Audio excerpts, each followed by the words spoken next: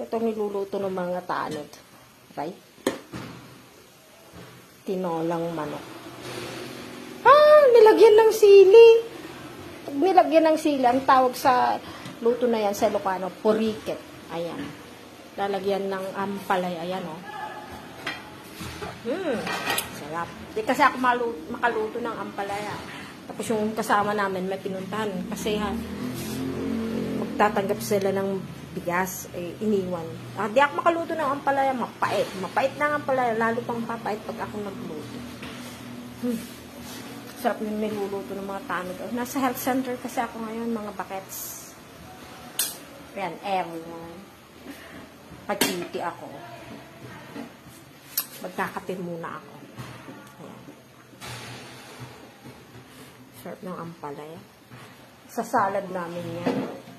Pero hintayin ko yung kasama ko siyang magluluto. Pag ako nagluto, sabi ko nga, mapait. Ciao muna mga bakets. Like, follow, and share.